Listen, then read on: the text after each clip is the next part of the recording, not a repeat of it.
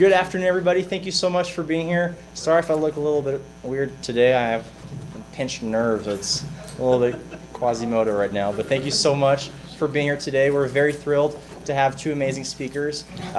Before we get to introducing them, I'd like to welcome those who are here for the first time to the Federalist Society. We'd love for you to come. This week we have another event on Thursday with Christina Sandifer from the Goldwater Institute, and we will also be hosting Mark Brinton, the General Counsel from the Utah Medical Association.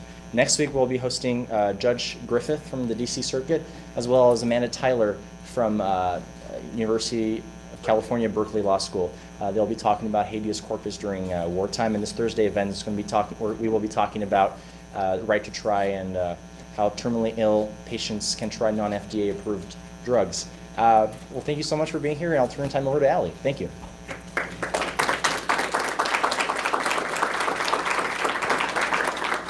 Good afternoon, everybody. I'm going to introduce Professor Blackman first, and then I'll introduce Professor Stansel as well. Josh is a professor of law at the South Texas College of Law, Houston, who specializes in constitutional law, the United States Supreme Court, and the intersection of law and technology.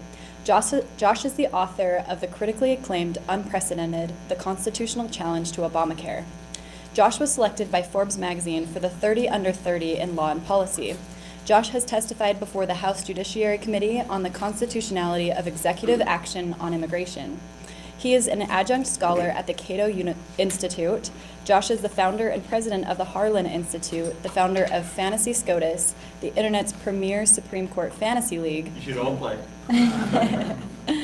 And blogs at joshblackman.com.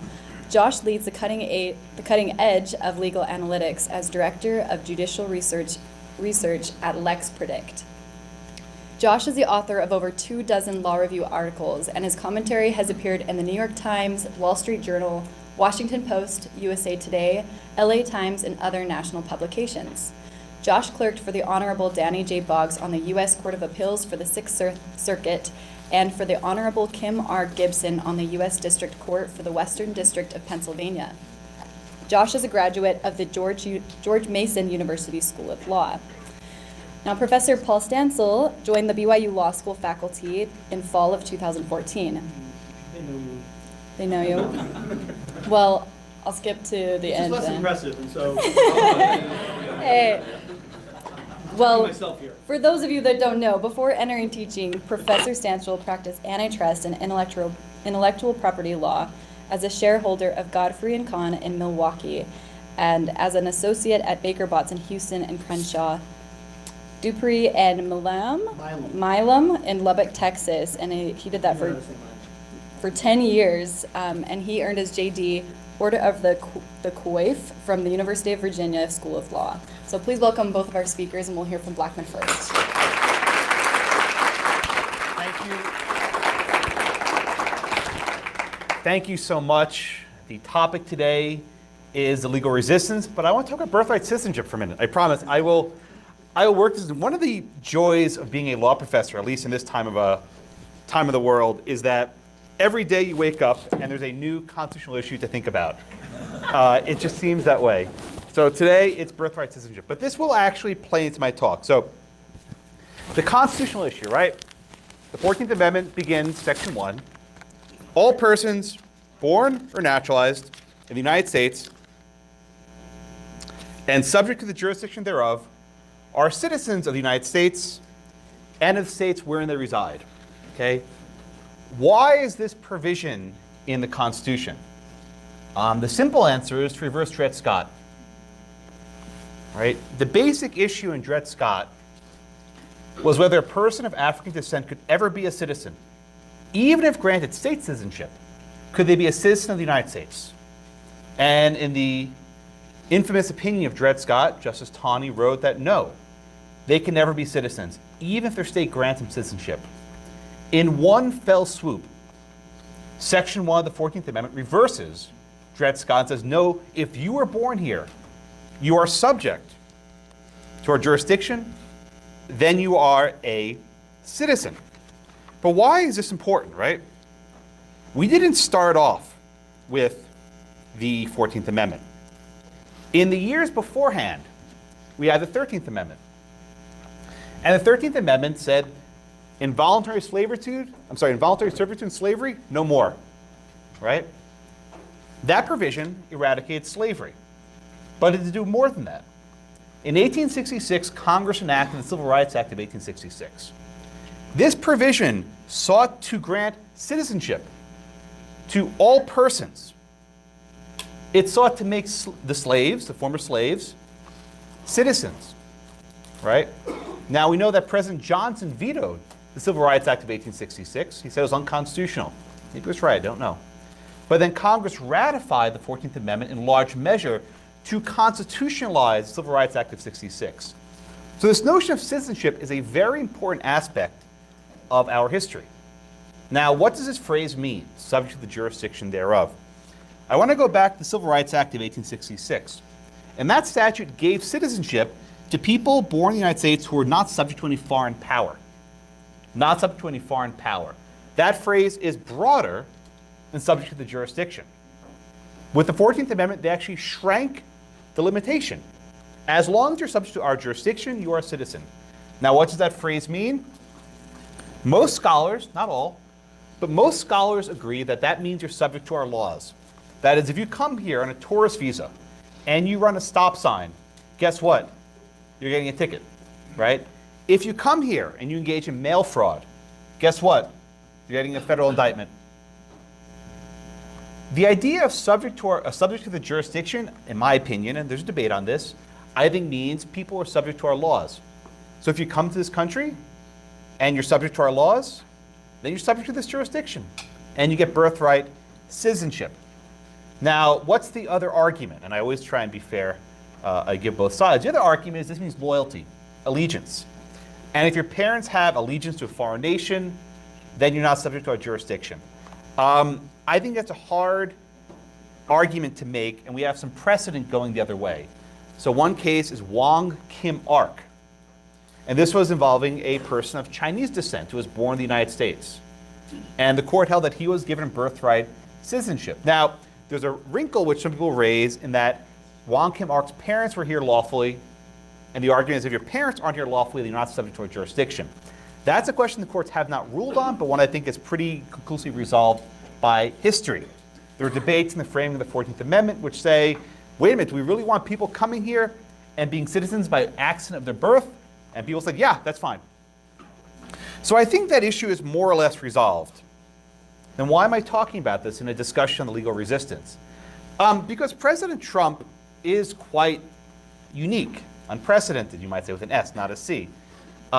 Since he's come into office, he's pushed nearly every boundary you can think of in terms of what he can and can't do. And I've been a sometimes critic of President Trump, and I've been a sometimes defender of President Trump. I didn't vote for him. I don't plan to vote for him again. But I do think some things he's done within the law and some things there aren't. But what's unique about President Trump is that the idea of norms doesn't really bind him. And what do I mean by that? If we've had a settled understanding in American law for 100 years that people born in this country are citizens by virtue of their birth, most presidents would say, okay, shucks, I guess that's it, right? Right? We have this long-standing understanding, let's just keep things where they are.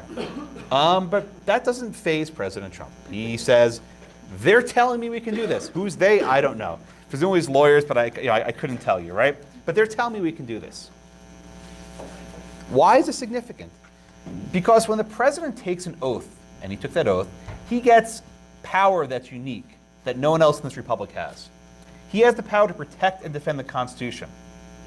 And that's not to protect and defend the Constitution as the Supreme Court says it is. That's a common myth, right? The president's oath exists outside the courts.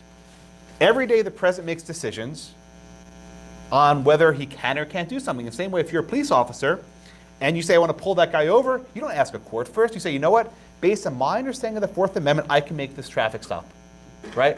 All members of government decide constitutional questions on a daily basis, but the president has an oath to do so that's unique. So usually, when the president's making decisions, he's advised by his lawyers. And what happens if his lawyers say, Mr. President, the court's cases say you can't do this? The president can say, okay, I guess that's it. Or the president can say, find me another way. right? Or find me another lawyer, right? So you have this process within the executive branch where you have a president who doesn't find himself bound by norms, but ultimately I think generally listens to his lawyers, which is why I think this proposal to do whatever with birthright citizenship is just a scam. It's not real. A week before the midterm elections, just gin up some attention, start talking about something other than bombs and shootings, right? Just move the attention somewhere else, which he's very good at. But why is this important, right? Why am I bringing this back into legal resistance? Were the president to actually try this, right, it would be met in court almost immediately. And I think the courts would fairly quickly say that the president can't use his executive action to rescind birthright citizenship. In fact, what he would probably do is maybe revoke benefits, not just take your citizenship, but revoke benefits, but put that aside for now. This entire process, though, right, is generally how things work, right? If the president takes some action, people challenge it in court, and at least in our system, we give the court the final word about whether those actions were lawful. If that's correct or not, we don't really need to think about it. But we saw something, I think, very different happen in the first days, weeks, and months of the Trump presidency, right? Put yourselves back into 2016, right? Remember, Hillary Clinton was destined to shatter the glass ceiling and pack the Supreme Court with liberal lions, right? The left dreamed of the day when federalism, the right to bear arms, religious liberty, would be exiled from the Constitution, replaced by a progressive jurisprudence they waited for. Instead of, having more Scalias, you'd have more Sotomayors. But that didn't happen. On November 8th, President Trump won the election. And the left woke from this nightmare to a painful hangover. The 45th president would shift the Supreme Court and the entire federal judiciary to the right.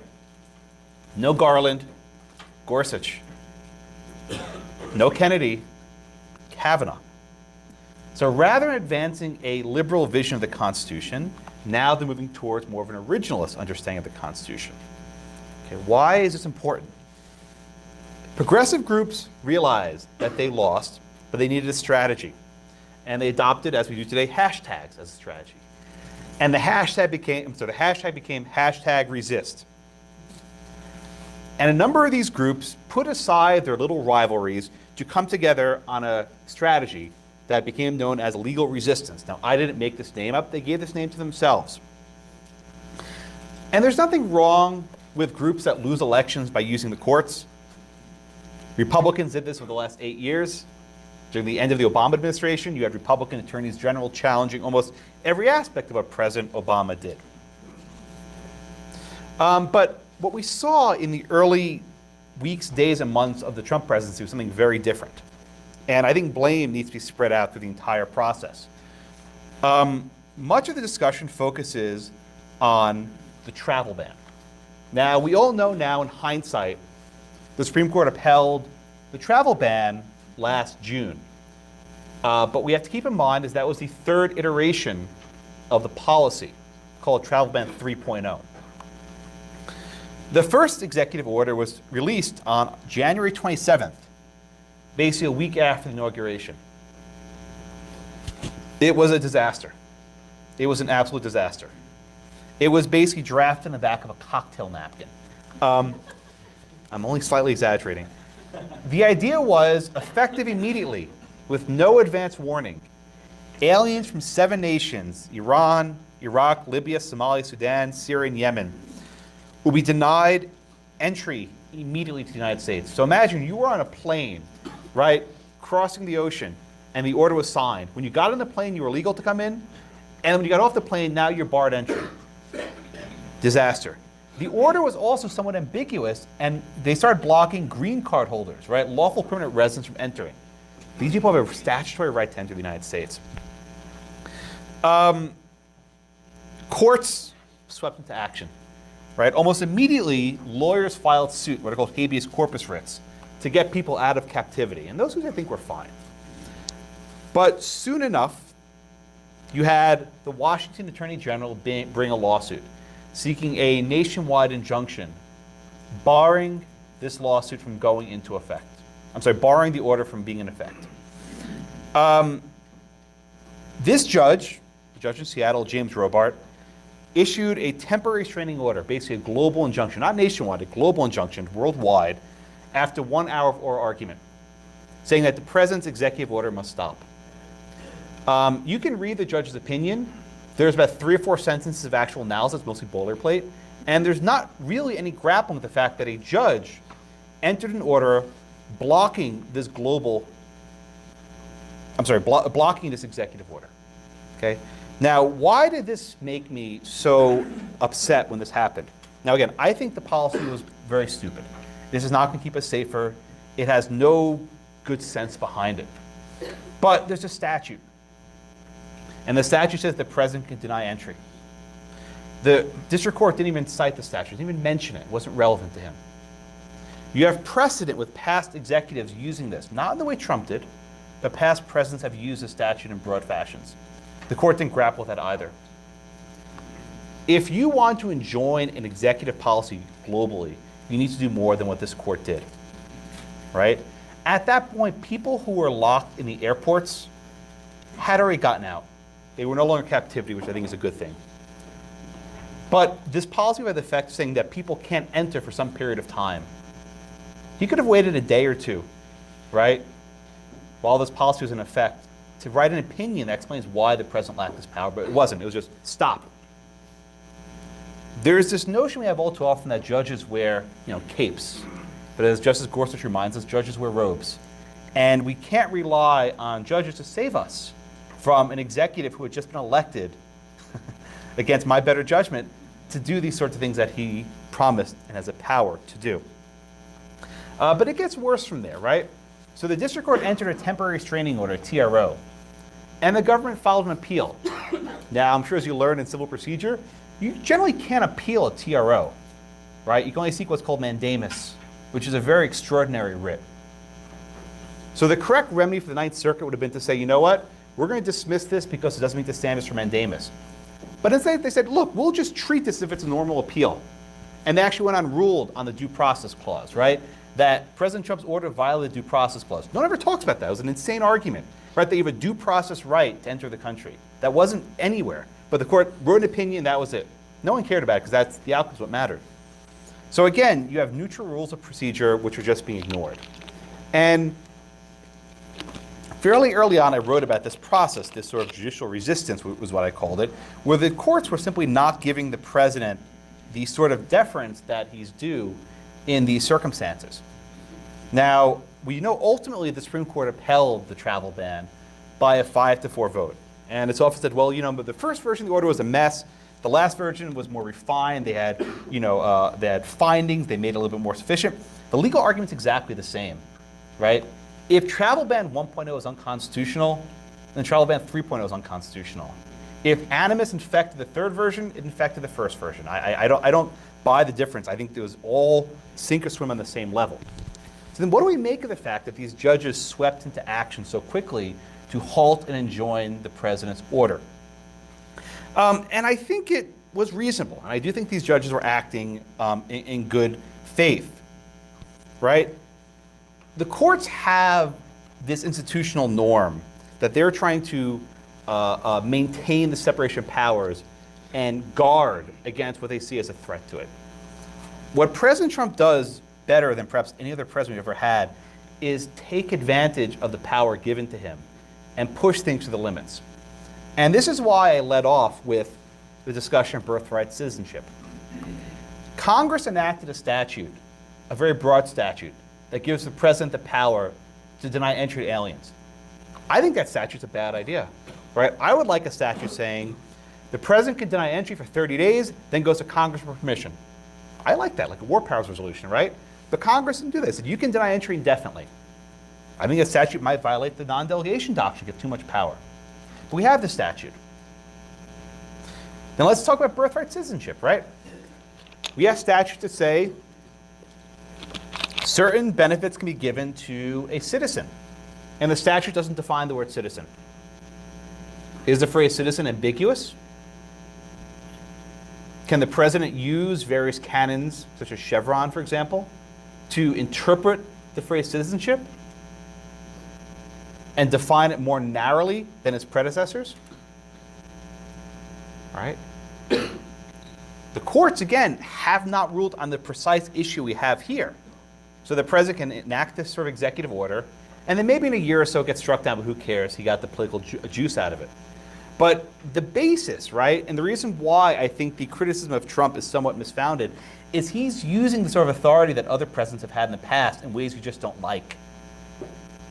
During the Obama presidency, I was very critical of the sort of pen and phone governance, where the president can just write executive actions, executive orders, and reinterpret Title VII, and reinterpret Title IX, and reinterpret the Immigration Act to get for DACA, and then do DAPA, and all these other sorts of things. And you think these things are great, right? We need a president to help the immigrants. We need a president who can help people out. But when you let the president have this sort of unbounded discretion, it will invariably fall into the hands of a person that you deem dangerous. And that's largely, I think, what's happened with President Trump.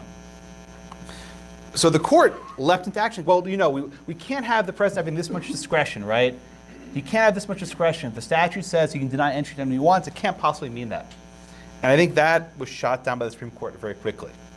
So what we have here is a question, and now we're almost 2 years and change in the Trump presidency. Can we normalize Trump, right? Can we treat him as if he's a normal president? And I think the answer is the courts simply have to, and the lower courts hadn't, and the Supreme Court in Trump against Hawaii did. And there was one line in the Chief Justice's opinion that was very powerful. He said, this case is not about this president, but it's about the presidency. And he distinguished the president from the presidency because there's some long-term trends that are important here that sort of vanish when you're only talking about one person at a time. It's true that Trump consistently disrupts all political norms. The courts should not respond in kind by disrupting judicial norms.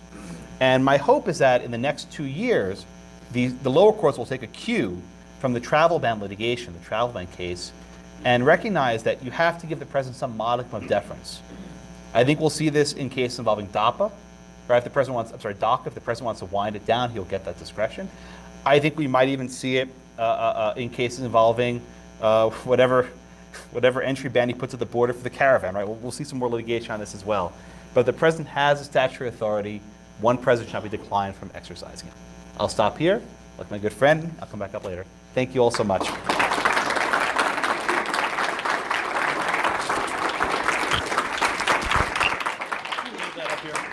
I might need it. My computer? No, your Constitution. Oh, goodness. I got extra. Please. I carry spare. Why am I not surprised? Okay. My gift to you. Josh, am I? Goodwill. Is this wired? No. This is the wired one here. Oh, okay, good. There we go.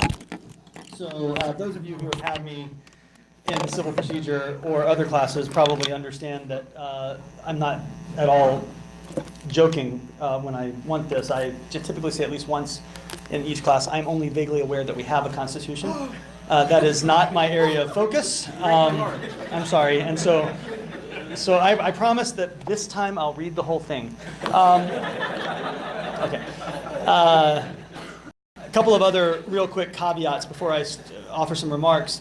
One, this is actually the second time that this has happened with the Federalist Society where I am asked to debate or comment on somebody's talk with which I largely agree. And so this is not I'm not going to come up and say, here's all the ways that you're wrong, Josh, because I don't feel that way. And in fact, would generally find myself in support of most of the positions that you've taken, although the opportunity to prepare for this has made me wonder and think through a little bit, okay, so why do I agree? And I think that that's useful to sort of figure out why do I find your position attractive, especially given that there are an awful lot of very smart and fairly thoughtful people out there who don't feel this way. And so that's kind of where I'm coming from. I also make one more sort of caveat, which is that if we are going to now govern by hashtag, we've gotten to a very dangerous place. I came up with my first hashtag this week in history, and it is in connection with the UVA Virginia football team, coached by Bronco Mendenhall. Here's my hashtag, decidedly competent. And so, as far as I'm willing to go, although that is such an improvement over the previous iterations of Virginia football that I'll take it. But I probably do not have much future in directing the policy of our land if hashtags are what's required. So I want to talk for a few minutes, and I think we'll have plenty of time for questions, but I want to talk for a few minutes about a couple of different things that you brought up, Josh. And one of them is this question about norms. And in particular, the position that I think I share, but I need to figure out why I share it, that the fact that we have a president who violates every norm known to the presidency, right, in the history of the presidency, at least of the modern presidency, I would say the mass media presidency, we think that it's important that the judiciary not follow suit. And I think as you are from reading your stuff, I'm an institutionalist, right? I care about institutions. People think it's crazy sometimes. I'll actually take the position, but I believe it. I don't care what Congress does, as long as they've done it right. I am much less concerned about actions that a Republican or a Democratic Congress might take than I am about the fact that we've created a scenario that for some structural reasons makes Congress almost entirely dysfunctional for the last 40 years. And incapable, in my view, of almost entirely incapable of actually doing their jobs. But I don't necessarily care what the outcomes are, so much as I care about a structure and set of institutions that matter. But I do want to ask this. So in one of the pieces that I read in preparation for today, you talk about you're careful and in a very good way to separate your concerns about the merits of certain judicial resistance outcomes from your concerns about the procedures by which we got there. And in particular, you articulate a pretty powerful argument that we are, in order to get to where they're going. This is you talked about Judge Robards' opinion, right, out of Seattle. The way you spun it here suggested that you cared mostly about the fact that he didn't offer a whole lot of reasons. And I think that's fair, but I also think, and you've written elsewhere, what I think is more powerfully and more persuasively, that he also disregarded, as have a number of other courts, a number of judicial norms in order to even get to it, right? Because there are judicial norms out there that we typically say, we're gonna hold back on that one, right? We have standing doctrines. We have a number of different things that are intended to impose a certain amount of institutional humility upon the judiciary, and they just blow right by that stuff. And am I correct that that upsets you? It upsets me. Yeah. Okay. Yeah. And so here's my question. This is something I've been thinking about a little bit today. Is it possible that some of these judicial norms are more what I described to one of my colleagues, Stephanie Barclay, earlier, as a situation of making lemonade than as a genuine commitment? One of the things that is true historically about the judiciary reviewing executive action is that the vast majority of presidents have been a lot more careful about to not tell them exactly what I'm thinking.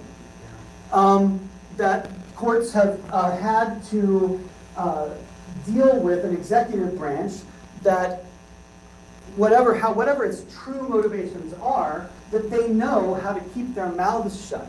And I honestly don't know if President Trump is expressing his heartfelt beliefs in his tweets, or if he is expressing a cynical political calculation. Right? This is actually the result of him cynically realizing that this plays to a base that he needs to be motivated. But either way, he's just totally wiped sort of this norm of obscuring or protecting one's motivations from discovery by the courts. And so they do, right? The courts have played armchair psychologist with respect to Trump. We know what he was really up to in a way that I find disheartening and atypical, to say the least. But I also wonder whether, I'm going to be really cynical here. I'm a judge. I like the prerogatives of my office. I think that we are not the least dangerous branch, but the most. And I want to be, because I like that. And so I'm thinking, well, how do I maximize my power?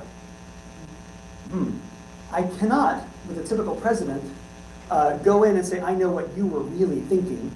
And so maybe, as playing the long game, it makes more sense to adopt a norm of, oh, well, we're going to be deferential to the executive branch. It's a sort of a judicial version of keeping your powder dry for when you can use it.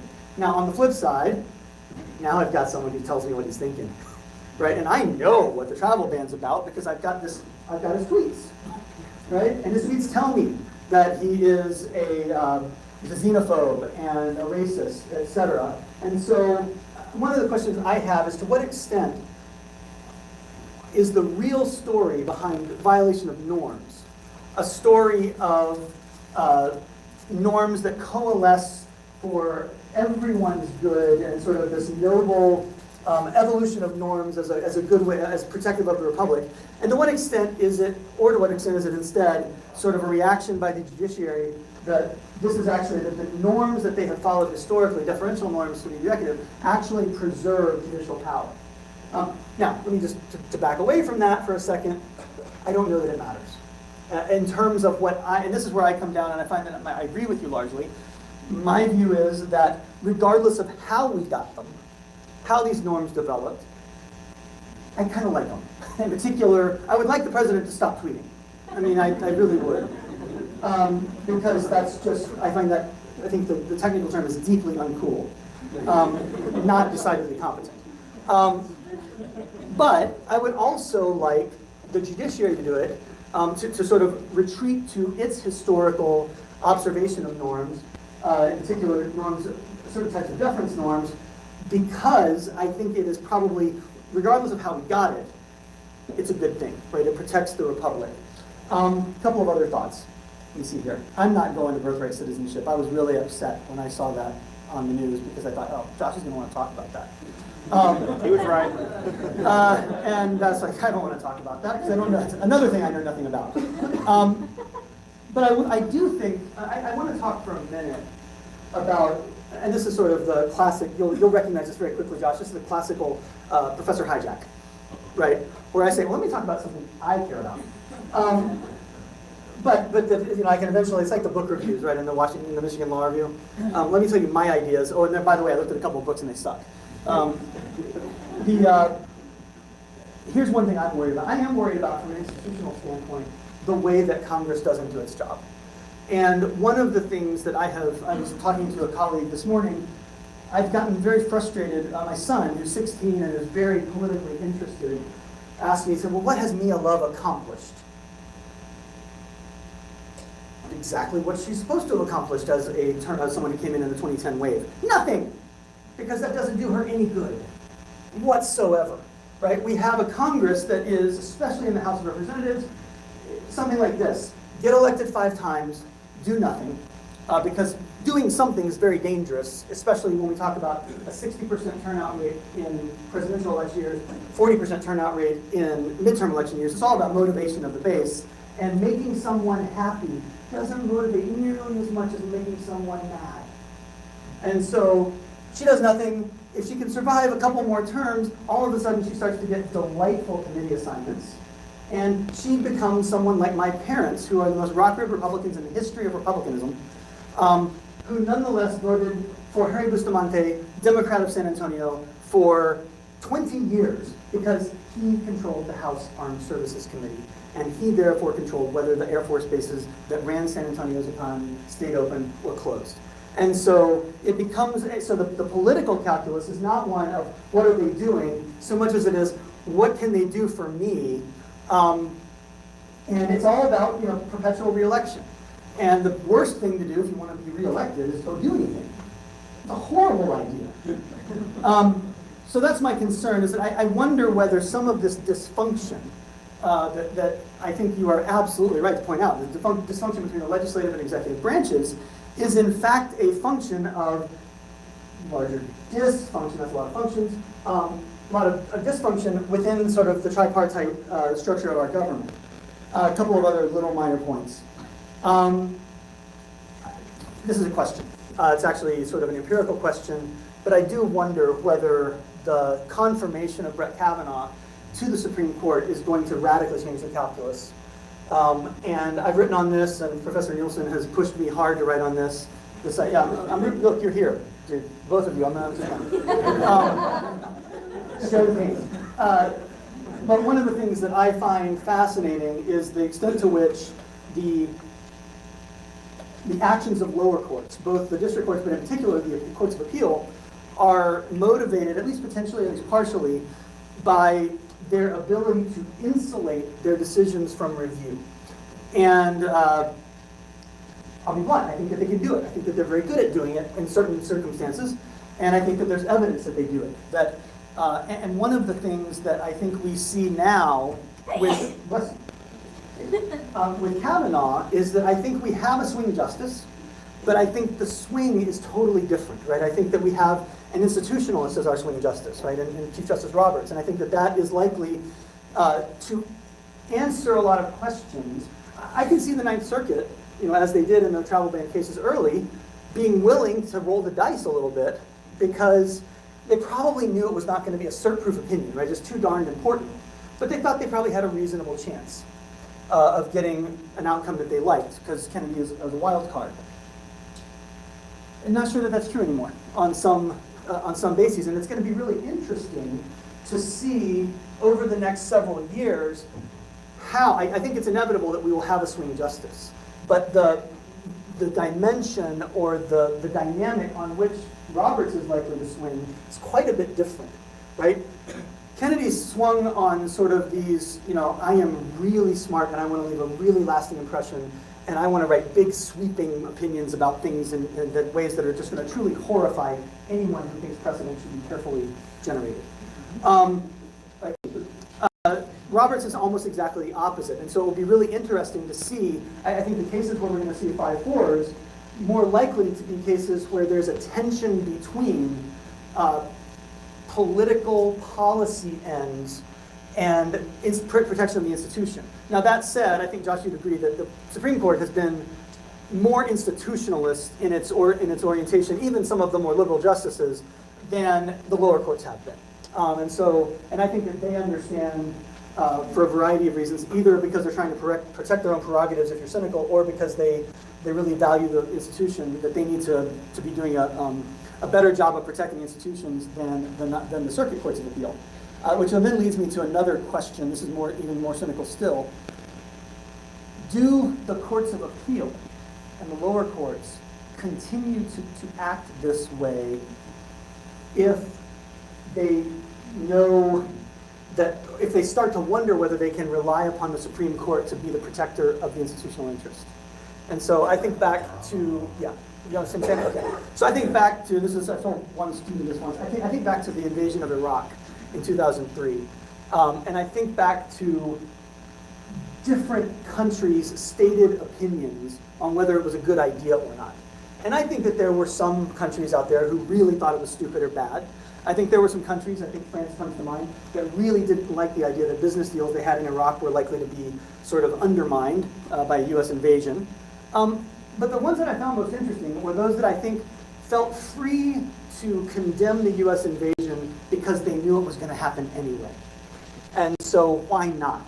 Because I can score points for the constituency and get rid of a bad person that I don't like destabilizing the Middle East. And so that's some of the question I have is, to what extent do some of what we see from lower courts in this score come because they know that there's a grown-up in the room in the form of the Supreme Court, or at least suspect there is, and if we lost that grown-up, what would happen? Okay, I think the last thing I will say, one of the things that I think is most challenging about this area, and I think it actually is what separates many of the thoughtful liberals and thoughtful conservatives of the day, is the huge disagreement about really difficult empirical questions. And strong priors that make us think, because I'm a liberal, because I'm a conservative, this must be true, but they don't know that. And so one of the things that I would ask just for you to think about as you guys are sort of developing and extending your own political identities, to what extent are you basing your conclusions on your own priors as opposed to data? And here's the empirical question. What is more destructive of the fabric of our republic? Is it undermining institutions like the judiciary or the executive branch? Or is it doing things that I think many people, maybe a majority of people, think continuing to countenance things that many people can believe are genuinely unjust? I have an opinion, right? My opinion as someone who tends toward the libertarian side of the scale is that we have to protect the institutions and let the chips fall where they may. But it is resonant to me when I think back a set of cases from the 19-somethings, because I don't know about the Constitution, 50s, 60s, somewhere in there, the Commerce Clause cases, and I look at these and I do wonder, would my desire to protect what I think is the right, limited interpretation of what the Commerce Clause is supposed to do be worth what it might have cost in additional pain and suffering to a group of citizens that have been categorically disenfranchised by my own home of the American South? I don't know. And so I would suggest that we all, at the very least, and I think institutionalism is more consistent with this, approach these problems with modesty and with humility. With that, I'll just go ahead and we'll take questions or whatever. Thank you. And thank you for my Constitution.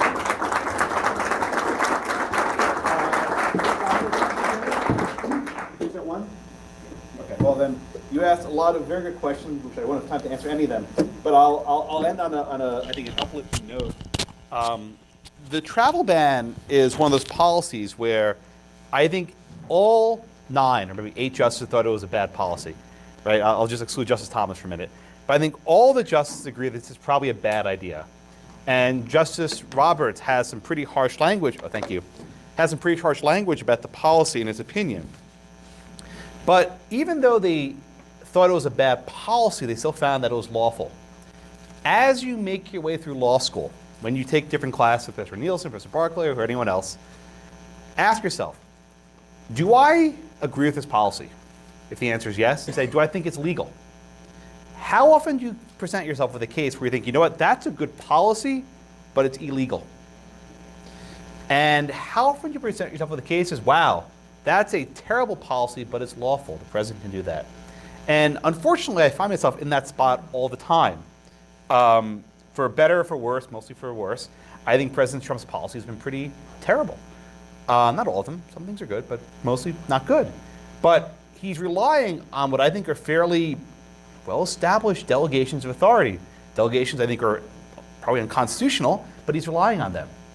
And then conversely, with the Obama presidency, I agreed with a lot of his policies. DACA and DAPA, I thought those were great policies. But I was fairly convinced that the immigration laws did not give him that breadth of authority.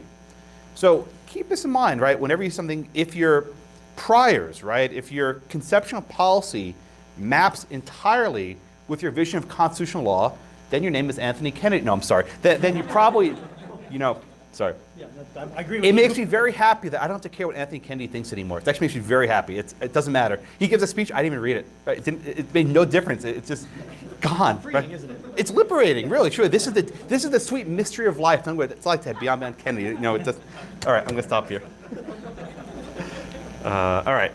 Anything else, man? Go Q&A. No, I actually would just echo the same thing, right? It is, we are increasingly, in my view, living, at least with the popular, in popular media, in an environment where those two conceptions, right, what is good law and what is good policy, are conflated. And I think that it is, my point about raising the empirical question is a way to think about, whether that, I just know that is not always true, right? I know that there are situations where I think that there are horrible laws on the books or horrible policies that have been enacted where my response is, as both Obama and others, Republicans have said, elections have consequences. Yeah. I'm not thrilled with those consequences, but I am not willing to sacrifice the fabric of the republic in order to have my policy preferences enacted. Right? That's because, even if nothing else, you're going to lose an election someday.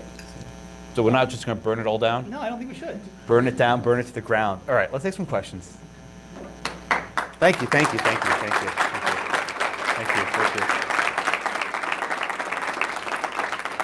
All right, questions? Oh, everyone's leaving. Oh, there's a right at 1. So oh yeah, okay. So Josh, if you need to go, you can just go. Yeah, Do you think that any of this has to do, are there some even judges who just kind of see law as power? And so like, I'm just here to get to the right answer. I mean, I feel like some people in the policy sphere definitely have that. Yeah. Opinion, So, right? Just a higher gun. So the question, if you couldn't hear it, is some judges see this, the role as one of power, and they do whatever they have to do to get to the right result. I try very hard not to charge people with bad faith. I work very hard to do that. It's often really tough, but I try. And to just say that judge is being political, I think is oversimplifying it. I think most judges, if not all judges, try very hard to do their job. And they think that the Constitution, whatever the state statute is, gives them the power to do what they're doing. I don't think there's any judge that says, you know what, I don't care what the law says, I want to reach a certain outcome. But we're lawyers, right? Judge Reinhardt instead. Yeah, well, no, he's still issuing opinions, though. That's right. Oh, that's true. But we're all lawyers here, right? And you can maybe be hired by the plaintiff and brief one side effectively, and you can be hired by the defendant and brief another side effectively, right? Usually issues go to court because they're debatable. And there's reasonable ground on both sides. Now, not always. Sometimes the case is very easy and the opinion's insane. I can give you some perhaps later. But I do think judges try. The difference is, how do you know who the grown-up in the room is, right?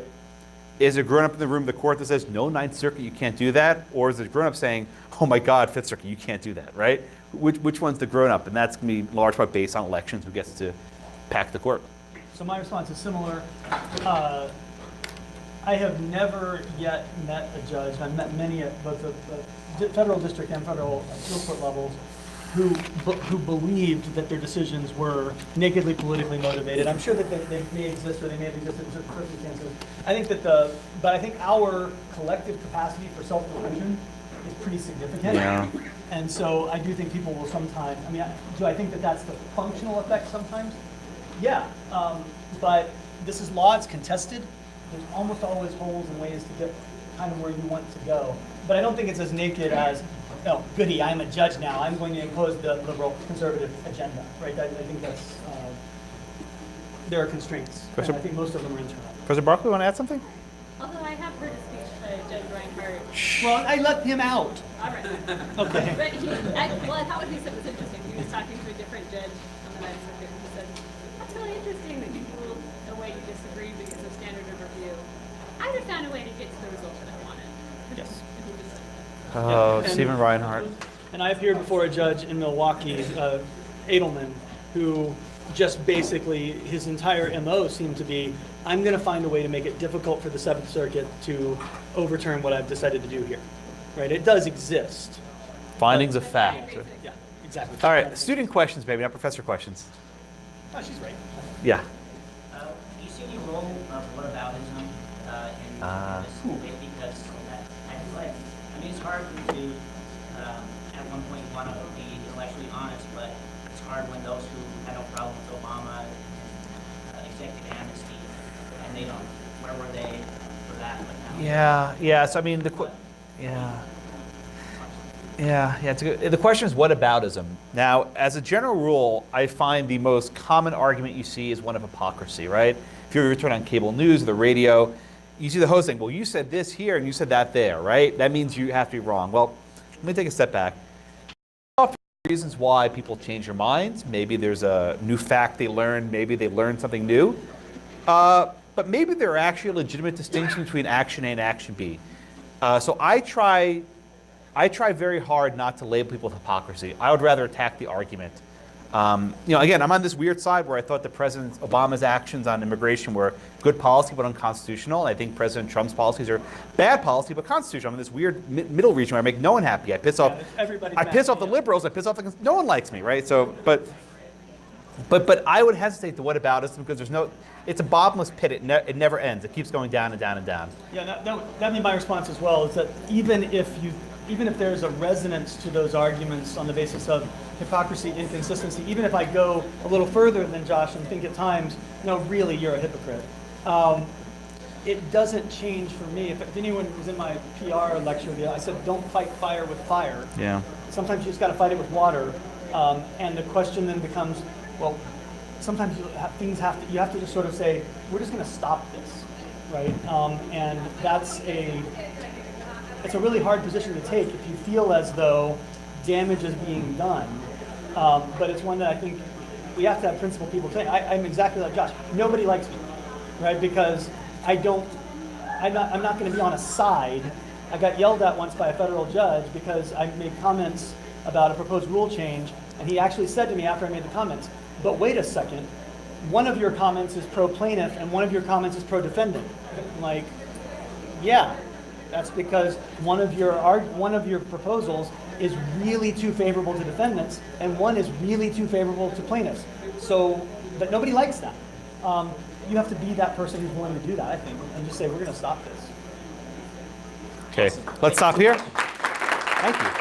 We agree way too much. What? I think we agree way too much. Yeah, I know.